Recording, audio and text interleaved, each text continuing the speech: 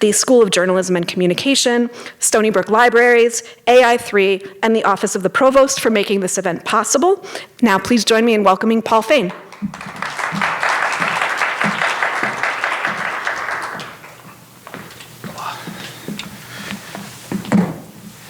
Hello, everyone.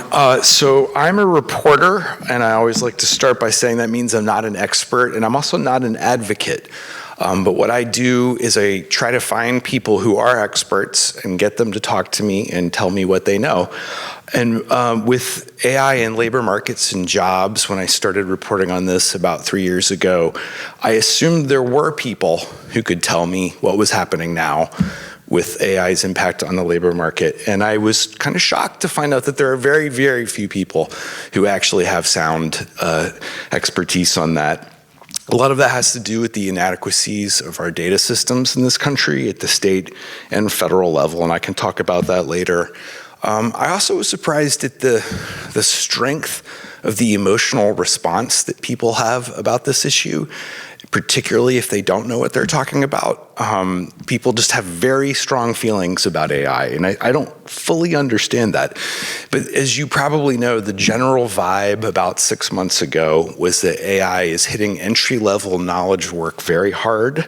That means software developers, finance, law, then also customer service and call centers. Most Americans believe this, according to an insane number of surveys. It's driving behavior. A community college president in North Carolina told me they've had a huge spike in students enrolling in the skilled trade programs, including right out of high school, and they surveyed them, and the number one reason was that they didn't want to get replaced by AI.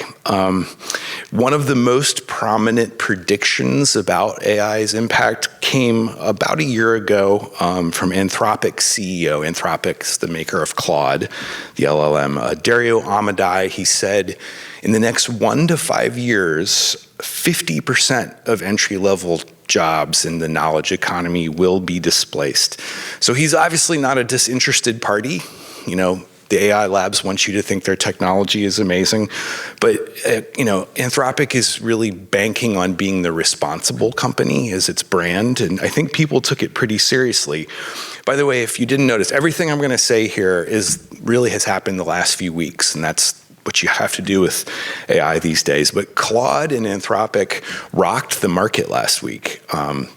Their new suite of tools hit software companies very hard, 10% dip for a lot of them. And the reason being, a lot of the market thinks that the LLMs can replace a lot of software. But when it comes to jobs, the report that I think undergirded people's fears came from Stanford, Eric Brynelson and his colleagues. This is in November. It was called The Canaries in the Coal Mine.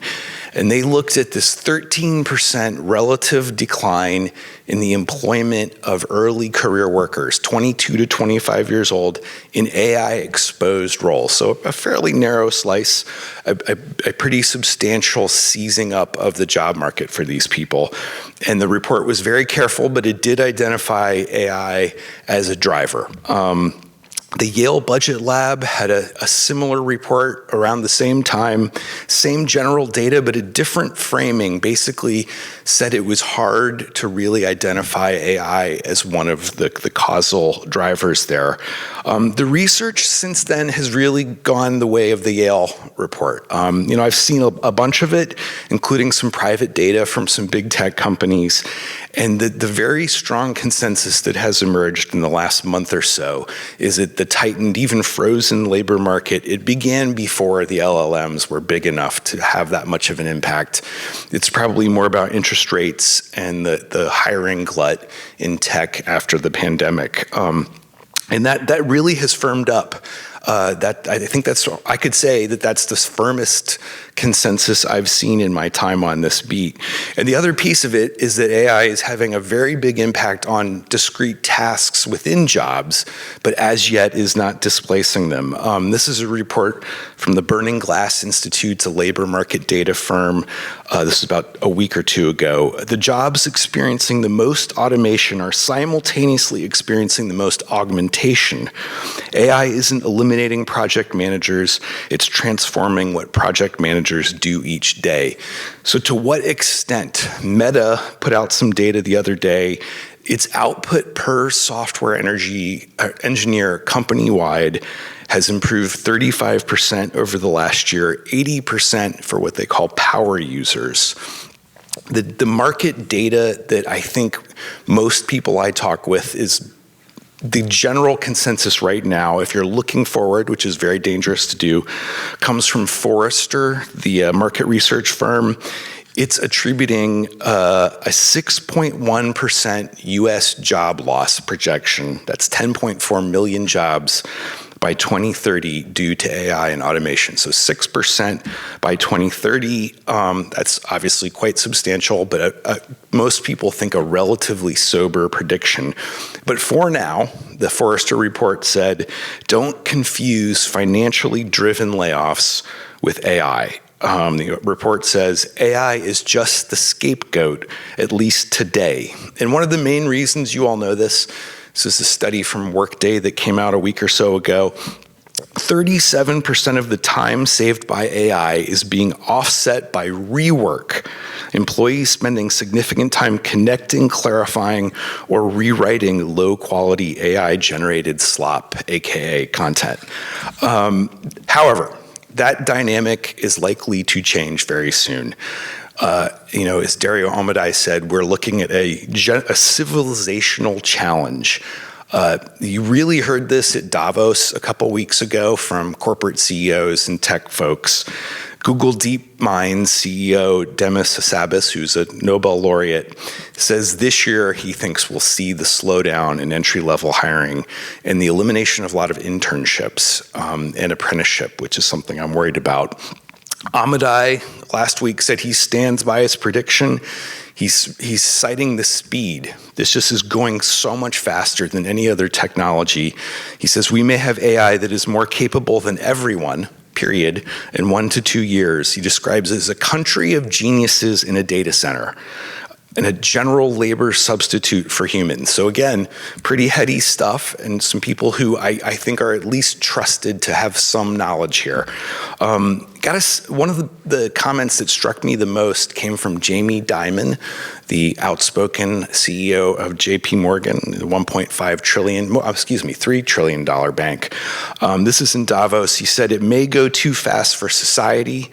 He talked about the potential elimination of 2 million truck driver jobs in the next 5 to 10 years. I'm hearing a lot of people are very bullish on the kind of robotics and self-driving technology accelerating. And what really struck me about Jamie Dimon, he said, government and business will need to retrain displaced workers. He's in favor of income assistance. He's been there for a while. But what I think really shocked people, he said he would support government requiring companies pump the brakes on mass layoffs. And the interviewer asked him, you're saying that JP Morgan would welcome government regulation preventing them from laying off workers? And he said yes. And he said, while JP Morgan is currently growing, he thinks it will contract in the next 5 years. In this moment, what I'm hearing from a lot of people is that you really need to push into this technology, particularly if you're an undergraduate, and to use, your natural ability to learn about it faster than a 52-year-old like me to jump ahead in careers in this moment where it's going to be very difficult probably to find an entry-level job. I know that's a pretty dark prediction to end on here, but I'm going to stop here for the group discussion. Thank you.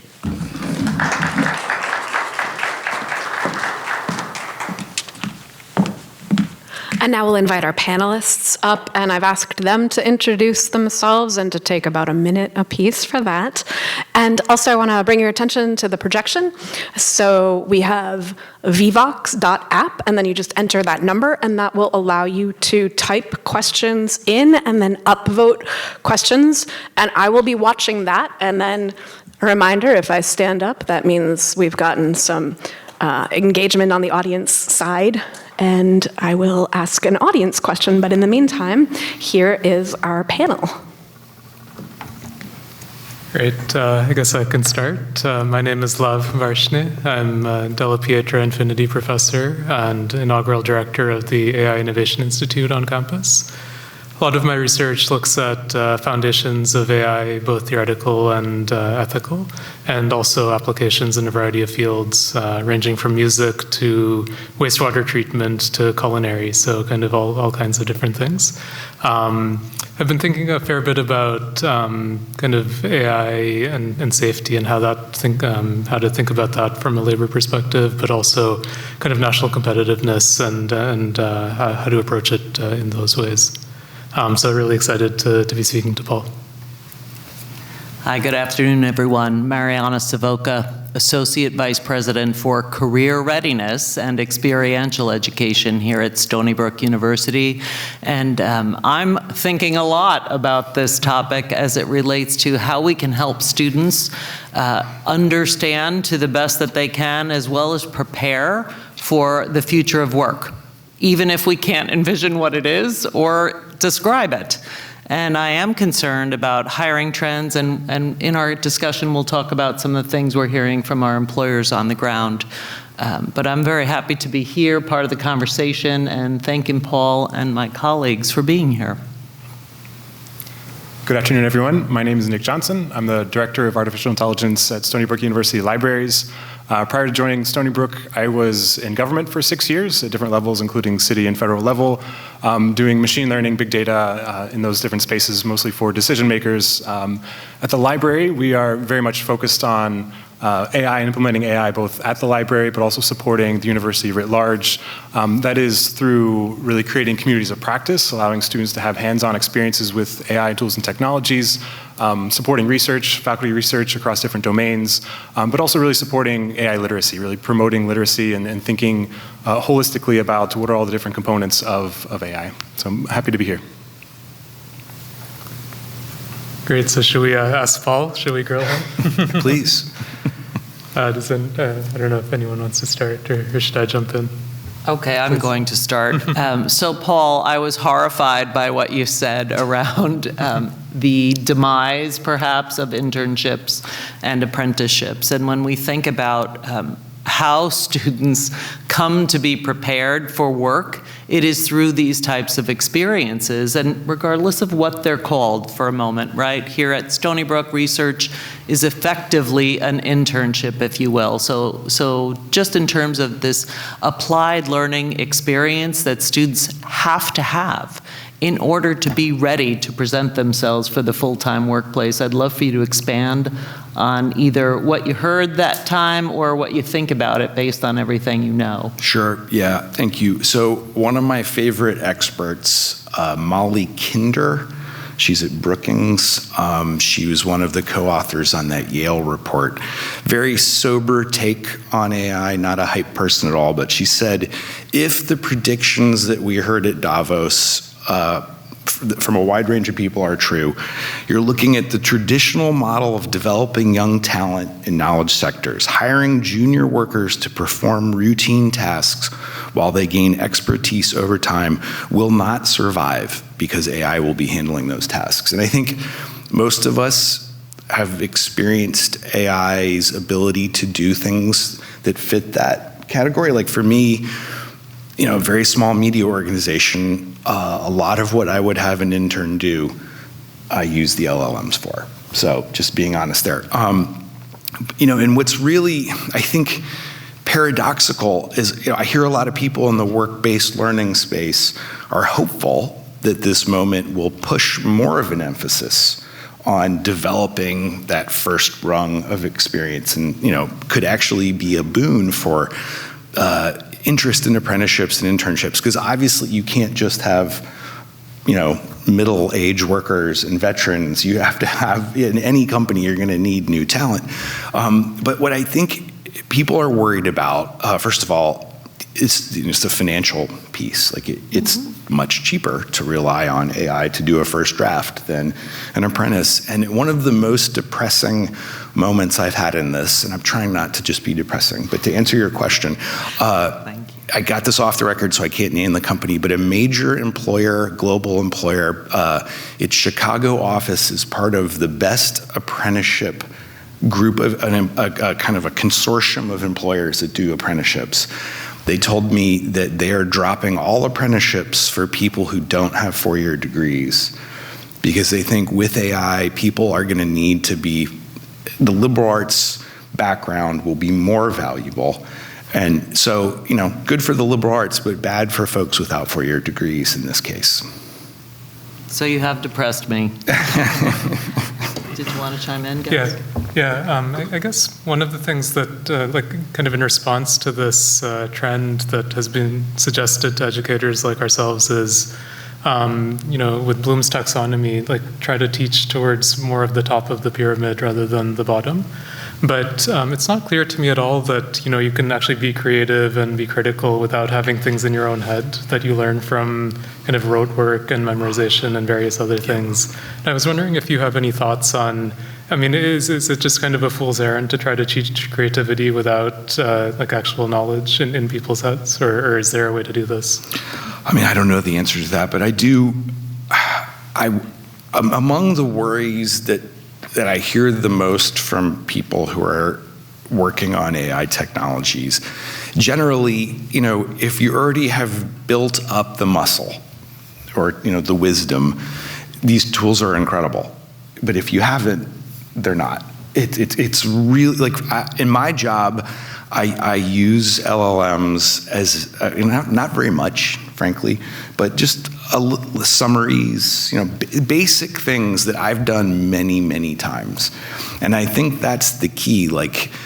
How do you develop that kind of basic skill set if you don't have to use that muscle? And I think that, to me, is the greatest, one of the 2 or 3 greatest challenges about AI.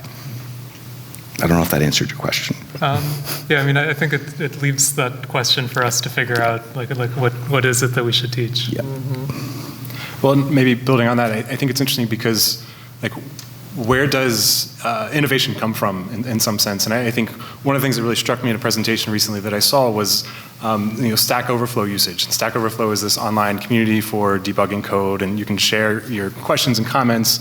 Right? This is something 10 years ago was absolutely essential for developing software, and now with LLMs, it's largely sort of fading away. But what I find interesting is that there's a community then that is also being lost in that process, right? And that community wasn't just about solving problems, it was also about identifying questions that hadn't been solved yet, or really trying to figure out what's the next thing that we should be investing in. And so, again, it's sort of a piece of that where I'm really curious of, are we buying into this idea that LLMs can really be creative with us, or are they actually going to help us to innovate different things? I think in some sense we can use them as a thought partner, and maybe that's sort of the approach to move forward. I'm just curious what your thoughts are on that. I feel like some of the best advice I've heard a lot lately is to not think about it as a tool or an application to solve a discrete problem, but more as a creative thought partner. And if you're not experimenting with it that way, you're not really seeing the potential. And frankly, the Google DeepMind CEO said the other day, they don't know how to use these tools. They're too busy working on developing the tools. The applications are endless. I try to mix it up. I use all 4 of the big LLMs, even Grok. And Grok is a powerful frontier model, but I had Grok critique my journalism recently, and I was not prepared emotionally for the devastating feedback. And honestly, it was good. It hit close to the mark. There were some things that were a little dramatic, but they're each quite different on certain things. But yeah, to your point, I think about it feels like in the last week or two, the mourning for the death of coding is complete, right? Tell me if you think I'm wrong, but it really feels like basic coding you probably don't need to do anymore.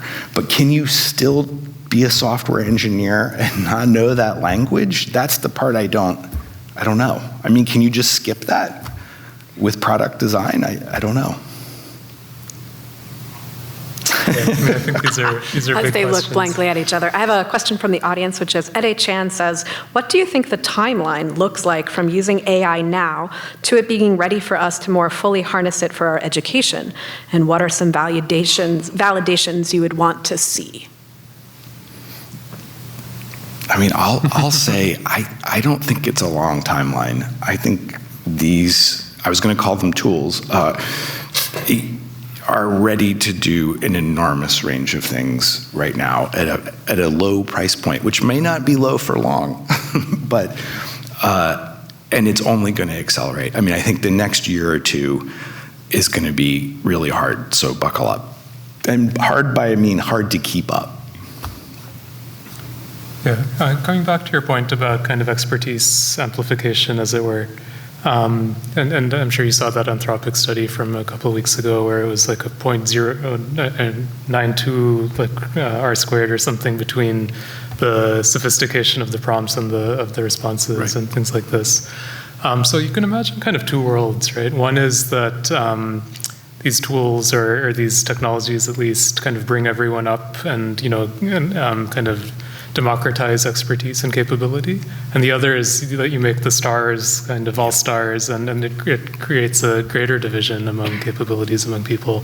I'm just curious, what are you hearing? Is it both, or is it one? Or? Definitely both. And I think a consistent call I hear is that we have the agency here to make a decision about that. And I don't know, first of all, we're not doing that in this country. I haven't seen a lot of intentional, difficult debate over how to use this technology, certainly from a policy standpoint. But I think, one thing I hear a lot, universities should be crafting policies that are aggressive but flexible. And they should be doing it. I'm sure you are. But, not making a decision is making a decision. And I feel like there's been a lot of reluctance, and I get that. 3 years ago, I was asked to do an informal discussion with the state of Washington's education lawmakers, the education committee, and they were talking about banning it. And and I was like, I think that's probably not the best move here, but I also think you should act. And I don't have the answer of how to act, but I think your question is what it's about. I have some thoughts and a question that will come out of that. And I'm thinking about the kinds of organizations who get represented at Davos. Yeah. And at that level, the biggest and baddest and most famous tech companies go to and fintech and so on and so forth. Those global companies are the ones who have maybe the biggest voice right now. I can tell you, just from a recruitment standpoint, on the ground at the university, that our technology companies are recruiting fewer, and fewer are recruiting. And still, many of our next level size companies, our regional organizations, our nonprofits and government agencies that are New York State, New York City, and Long Island based, are still coming for technical talent. And so all of that is to say, tell us about your thinking around job market degradation, both from the big guy standpoint and then from the rest of us standpoint, if you will. Yeah, that's a great question. And, to give my lack of expertise caveat again, I'm merely a reporter and my N is pretty small here, but I feel like a close to a consensus again in my reporting that the small and mid-sized companies might benefit more. And you can imagine, like an accounting division is less necessary, and that's not necessarily good for accountants, but there are a lot of ways to do things in a smaller company that you wouldn't have had before the technology. So, and also I think the bigger companies are going to struggle with things that big companies struggle with in terms of processes that are pretty baked in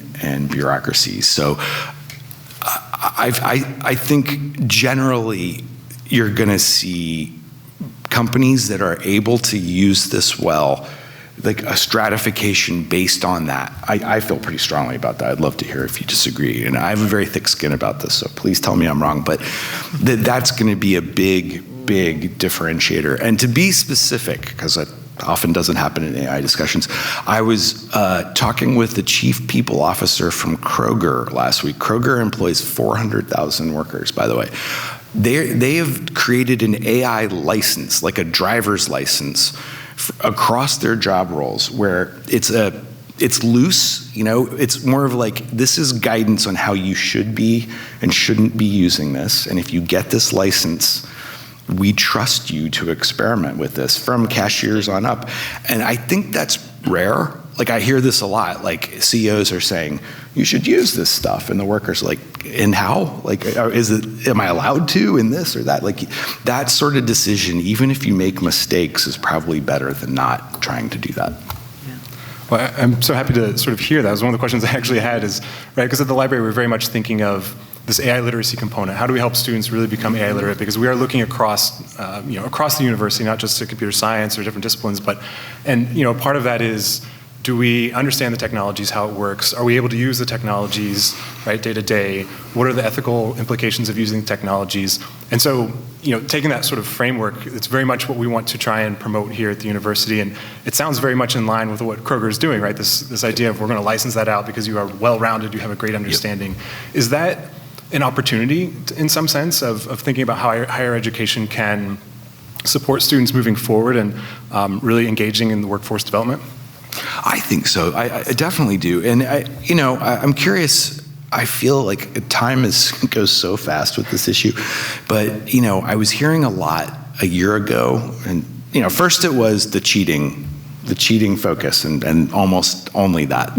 but then obviously students, traditional aged undergrads, are using LLMs a lot. They're good at it, but often feeling that they weren't empowered to talk about that, or feeling guilt or shame.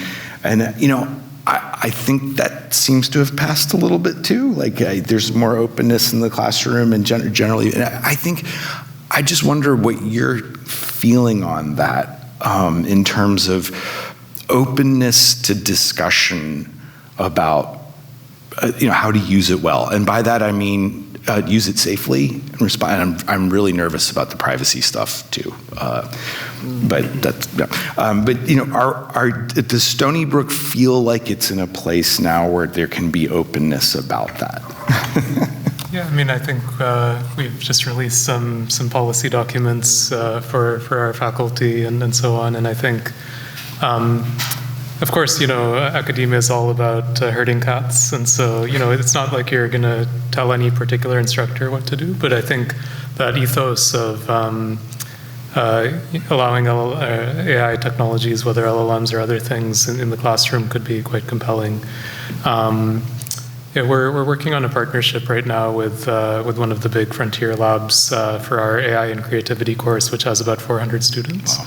And so this, I think I can say it. It's pretty much finalized. So they're going to have access to even unreleased technologies to see what they can accomplish, and we'll be able to look at that a little bit. So I think we're trying to be pretty forward, which is really nice.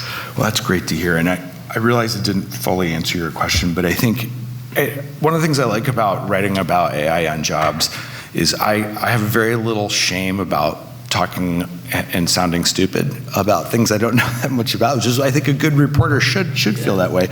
But AI, no topic makes me feel like, did I just say that? It's so ridiculous. But I feel like we're in a moment where the tourist user, like me, starts to hit his wall, where, like, I haven't used Claude Code yet. I don't really think I'm going to be someone who's going to figure out how to use agents in my business. But I think undergrads can be learning about that. A university is the best place to learn about that in multiple ways. And it feels like we're on the cusp of that being an essential skill. Yeah. And I didn't want the safety point to pass. In your opening remarks, you had talked about kind of AI exposure with respect to jobs and capabilities, essentially. But there's also this AI exposure with respect to risks and safety. So, even if an AI is capable of doing a particular task, I might not want the AI to do that task, given the societal risks, the moral crumple zone, as it were. And I'm just curious how you think about that. And then does that actually impact the forecasts on labor markets more so than capabilities? That's a good question. Yeah, I mean, there's so much there. Not talking about AI safety in terms of, hacking into computers and destroying the world. So we'll stay away from that. Yeah. But on the privacy front, we all know, like the famous Facebook stat that after 4 posts, Meta knows, if you have a substance abuse problem or many other things. The LLMs, it's that times 10. I mean, when my experience with Grok, I had not logged in yet, so I was not only free, but just using the login free version. And I got upset enough that at one point I was like, I am Paul Fain, and you're insulting Paul Fain's integrity. And it said, of course I knew you were Paul Fain. I knew that from the first post, and I do think people have to start from that place. And I'm hearing that from the AI labs themselves, have respect for the privacy challenge of these tools. I don't know, what do you think about that? Yeah. I mean, I think that's certainly the case. But digging in, if you don't mind, so suppose, should I be deploying AIs to do nuclear safety? Should I be deploying them for critical infrastructure code development, or do I need a human to intermediate? And does that really lessen the impacts of AI on the labor market? Oh, that's an interesting. Yeah. Well, that makes me think of that Workday statistic about, what did they call it? The kind of fixing the rework.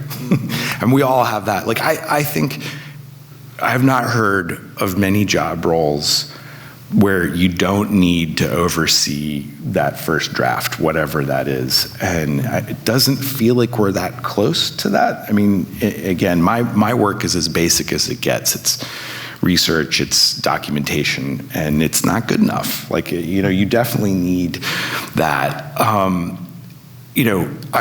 worried about the moment if Amadai is right, that in a year, that's not the case anymore. But, we all saw the Moltbook thing, right? Show of hands, people hear about Moltbook. Oh, good, you're good. Because you should have ignored it, because it was 3 days of news. But this was the agents getting together in a Reddit-style site to talk amongst each other. It was largely fake, and don't even ask me why that's true, but it was a hype thing that we can ignore. But the idea that people would allow an agent with full access to their computing tools to go on a public site is insane to me. Why would you do that? And it doesn't seem like people understand AI has that potential relative to giving someone the password for your Gmail. It's really strange. So no, I would not let a nuclear power plant operator no. So are there any big policymaking movements that are gaining traction in government circles, speaking of safety of nuclear, et cetera? Well, I'll just say, again, speaking, not even 30,000 foot, but 50,000 foot, the politics around this are really interesting right now.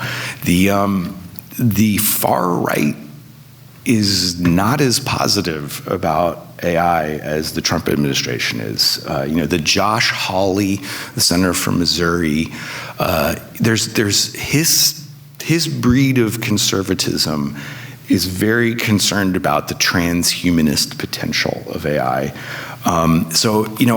While we have seen nothing but full steam ahead in a Republican-dominated Washington and many states, we're seeing some fraying there. I think the privacy piece, the protection of children potentially, and I think, frankly, AI and jobs, there's a belief that you're going to see a reformation of political alliances in the next year because of this. But as of yet, no. I mean, and I think, the EU's record of regulation is more mixed, maybe, on social media and tech than people think. I just heard a great piece on this last week. Like, the lack of decisions, like proactive decisions around regulation, are the reason why this cookies are popping. Your choice of cookies pop up whenever you're in Europe. Like, they haven't really bitten the bullet as much as we think either. I know I'm just gracing the surface here, but regulation is largely non-existent in this country. And what's the view of that executive order on state regulations? Is that also the far right? What's their view on that? They don't like it, actually. Yeah, that's, and it's. I saw a couple. The Trump administration's one of their 2 AI czars at an event recently, and he was asked about. This isn't David Sachs, the other guy. I can't remember his name. The potential for AI job displacement, whether government should get involved. And he said, and this is still the Trump administration's line, it's not going to replace any jobs. It's going to create jobs, and we need to unleash it fully. And that's where the right has been. But it's, Ted Cruz was at this event too, and, he was the sponsor of the moratorium on state laws. And I think Ted Cruz is a good bellwether for when things are shifting. He's a different tune a little bit now. And again, I think it's a large swath of the right that's concerned about AI taking over the role of humans. Great, and I have another question from the audience, and I have to ask this one because it's my postdoc, Katie, who says, given the statistics Paul shared on possible future mass layoffs and lowering hiring rates, what do you all see as a way forward for a sustainable society? Universal basic income, or could there be another economic avenue that doesn't wreak havoc? I can This is the give you youth speaking. Yeah, so when I served in Washington, I made this policy proposal that no one went for, so I can, go give it out here. So I was thinking, wouldn't it be great if there was a 10-day week with 3-day weekends every weekend? And, in most months, so, 3 weeks a month and so on. The Abrahamic religions don't really align with this, so, it didn't go anywhere. But, it increases the amount of leisure time, right? It reduces, 5/7 is more than 7/10 and so on. So, it reduces the amount of kind of standard work hours and so on. And, I think just increasing like kind of leisure time as a notional thing, I think is really good. In the 1920s, there was a shift from the 12-hour workday to the 8-hour workday. There's been these shifts from 6 days a week to 5 days a week, et cetera. And I think all of this works really well if there's kind of guaranteed incomes. But I think the big issue has been this so-called involuntary part-time work, kind of workers in retail and other fields. They're not getting enough hours, and they're not able to support their families. Whereas people on salaries like myself were probably working more than 50 hours a week or something, and that inequality of time, I think, is really problematic. So I think if we can push this equalization of time, so that I work less and someone else works more, and in general we all work less, I think that can be really powerful. I like the idea of working less. I'm thinking about how many technological innovations changed the work world. I'm thinking about my own days as an undergraduate. There was no internet for public consumption. There were no jobs called webmaster and so forth. And why I mention it is, it's easy for me to sit up here and talk about how we need to get comfortable with these new either tools, thought partners, resources, humanoids, or something. But it's harder to help a young person who doesn't have enough lived experience and who hasn't gone through transitions in the way that some of us in this room have. And so I think just from the university standpoint, what I hope that we will all do is, even if we ourselves are I certainly am still unclear as to what that timeline is or how that's going to work out, how we can help the students in our care understand that the future uncertainty is going to continue, and that we have to help our students come to understand as much of the usage of technological, I'm going to call it a tool right now, technological tools, and the value of the humanistic skills that they still will need to be successful in life, whether that's civic life or employment life or family life. And as much as I'm a huge fan of playing around with artificial intelligence, and I'd love to learn more and find extra days in my week to play, the fact is there are opportunities for students to understand the both and of the technical and the humanistic skills, and we can't forget that. It's extremely important to the interrelationships that we have with all of those in our circle. It's important for them to establish personal and professional networks, and these are not things that AI can replace. I'm sorry, I just don't think there are. So that's my speak. Well, and I agree with a lot of that. And I think maybe what I would add is, I think to the work question, maybe I'm an oddball here, but I think there's also really importance to the dignity of work and right, like I'm not saying that I want to work 80 hours a week, but there is I do enjoy some level of the work that I do, and I'm very fortunate that I do that. Maybe not everyone does, I understand that. So I think that's an important element not to lose in this sort of discussion. And the other thing I think I would say is, what I've really enjoyed working with LLMs and being in communities of people working with LLMs are the norms that sort of get established. And I wonder if I know maybe the government is or isn't taking the lead on certain portions of regulation, but this idea where we can develop communities that say, we're going to operate based on this. We're going to use LLMs only in this kind of context and develop out those norms. I think that's a great way to really sort of lay foundations of what we believe and what we sort of value as it pertains to the technology. I think that might be a great opportunity. Yeah, and just quickly on some of the ideas that are getting floated right now, I mean, income assistance certainly being discussed a lot. We don't spend much at all in this country on job training or helping lower income Americans explore careers. It's shocking, frankly. I mean, everybody talks about how much they love apprenticeship right now in Washington and state capitals. $285 million is what the US spends on apprenticeship. It's a joke. We spend about $2 billion on our primary federal workforce system. We're by far the least of any developed country on that. So if you think about a fast-moving labor market where people are going to have to make career pivots, again, I'm not an advocate, but probably going to have to spend more money on short-term job training. And there is even, AI can be part of the solution. I think there's a lot of optimism right now in the tools ability to do job matching, to help people kind of even kind of see what their skills are and what's possible in the job market through these talent marketplaces. But yeah, money, again, we're going to probably need more money. So, Mark Kelly, the senator from Arizona, wants to do a tax of the big tech companies to create a job training fund. Dario Amodei says, great, please tax us, like Anthropic, but they don't have as much money as some of the other ones. That's changing. But yeah, I think, I was just in Sacramento last week. The state is talking early discussions, but of having some sort of retraining fund that comes from big tech itself. I think it's going to, something like that's going to have to happen. So Nick, did you like your job when you were working on that IRB?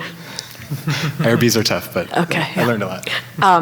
So I've been trying to relate the audience questions to what you've been talking about, but something is percolating to the top, which is about the environmental concerns, and I've tried to sort of condense them into one question, which is how might climate change and data center resource demands, such as electricity and water, affect the infrastructure that enables ubiquitous AI, and when should these environmental inequities become a higher priority for institutions and companies shaping AI's future? And we were already sort of talking about taxes, so go forth. Yeah, I'll just say that this is not my primary expertise, but the Wall Street Journal had a great story on Friday about the magnitude of the spend of the big four big tech companies on AI infrastructure. Relative to GDP, it's 2.1%. Right now that they're spending, which would be the biggest expense of any project in U.S. history except for the Louisiana Purchase, which was 3%. But the railroads were smaller. So it's unbelievable how much money they're spending on the infrastructure. And, I think the power pull, most people I talk with, is a bigger concern than the water one, and obviously the climate change being part of the power pull. But there's also, what sort of jobs are going to be at the data centers, and could we make them more local? There's a lot of questions about that. Right now, it's a lot of contract people traveling, electricians. And by the way, I think on Friday or Thursday, everything is so new. New York became the 6th state, or maybe the 7th, to have an active bill being discussed to put a pause on any new data centers.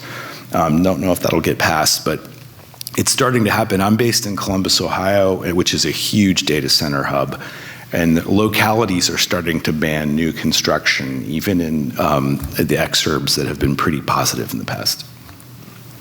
And Columbus is also big on semiconductor manufacturing. It is. Can you briefly talk about that, like the full life cycle? I don't know if I can briefly do it. No, Intel, the first big Intel semiconductor manufacturing facility, fab, that they announced was going to be in Columbus. This is a fascinating and depressing story, but $20 billion, public-private, the whole state's job training infrastructure went into overdrive to prepare technicians for this massive facility, which there's nothing there. I mean, there's cranes. It's completely stalled. It's unclear if Intel's going to survive.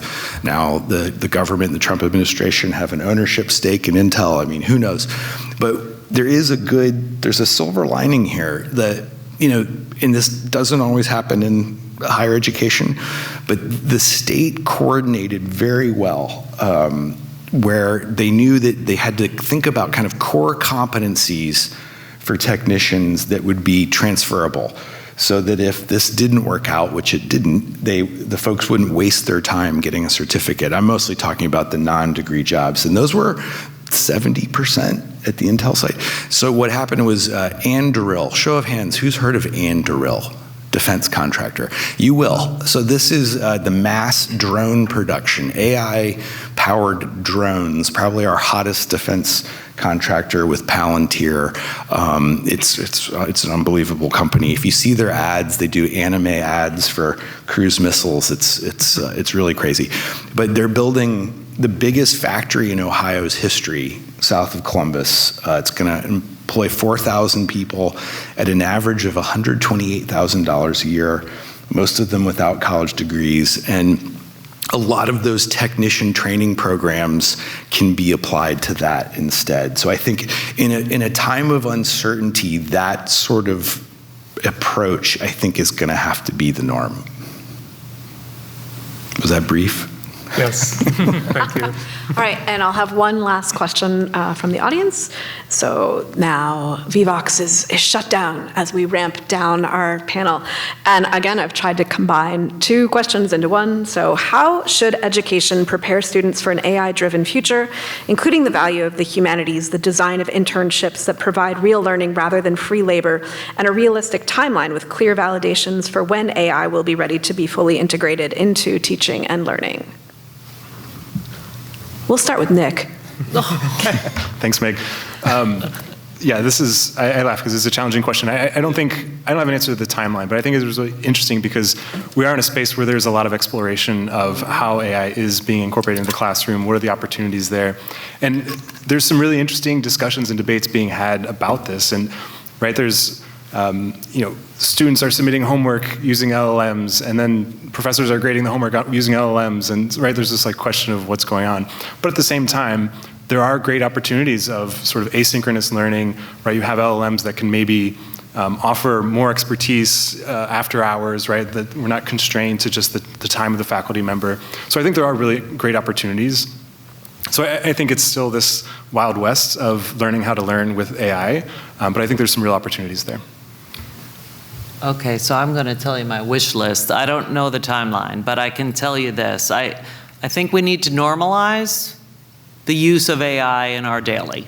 How that looks, I don't know, but this is something we need to talk with ourselves about, with our colleagues about, and with students. And I'm envisioning, when I think about training, and I'm thinking about student employees or student interns or student apprentices, or this could extend even to the non-college workforce, which is still going to be a player in our future, as we know. I'm thinking about how AI can be applied in some real authentic simulations that can help people learn either on their own or with a guided coach of some kind for any type of skill in any type of industry, where they could simulate maybe, patient care, or they could simulate some type of a technology design and get some feedback on it. It's very Star Trek, I know, but I could absolutely see that as adding value to a student's applied learning, not just the theoretical learning. Yeah, for me, and recognizing I come from a position of extreme privilege, being a tenured professor and all that, but to me, I think it's worth going back to Nick's point about kind of the non-vocational benefits of education and the kind of human flourishing and well-being aspects of education that and of work. So. In psychology, in positive psychology, there's often this idea that there's three things that drive human well-being. One is connectedness, in connecting with other people. A second is mastery, and then the third is self-determination. You can get in this flow state if you do kind of medium-level difficulty work of your own choosing, and so on. So I think as we think about education going forward, we should, kind of bring back some of these ideas that have been largely absent in the post-war era of kind of this non-vocational aspect of education. And I think that is part of our value proposition as universities, is creating that residential community, creating the relationships on the connectedness point, the mastery of getting better, and working with experts in kind of this apprenticeship-like relationship that I have with my students, and many of us do as well. And really that self-determination, trying to really kind of diversifying the possibilities of education in a university, like allowing that self-determination to be even stronger, learning what you want to learn as part of education going forward. So, I mean, that's kind of how I'm viewing it, but again, this is speaking from a position of privilege. I think there's other parts of society where this would not be tenable, and so then we need to think about that as well. Well, I love what all of you said, and that term kind of normalizing AI use, I really like too. I think we're not quite there yet, and that would help a lot. Most of the thinkers I like the most on these issues are somewhat optimistic about if we can get through this, what's probably going to be a bumpy transition, that the other side is going to be better. George Siemens, S-I-E-M-E-N-S, is one of my favorite thinkers on the university's kind of philosophy going into this. Highly recommend him and others that kind of radiate out from his circle of how to think about that. But, one of the things that I'm hopeful about is, I think most of us, probably everyone in this room, have used AI to do some scut work that you didn't want to do. And I have this hope that, AI is going to show us what really matters a little bit. I think about young people are really into analog music. They like to buy tapes even, and maybe AI will help drive some of that for all of us. Hey, I was spending a lot of time doing scut work I don't have to do now. I can use that in talking with other humans. That's my hope going forward. And with that, our panel is done. Please talk to humans, and thank you, everybody. Thank you. Thanks so much, Paul. Thank you.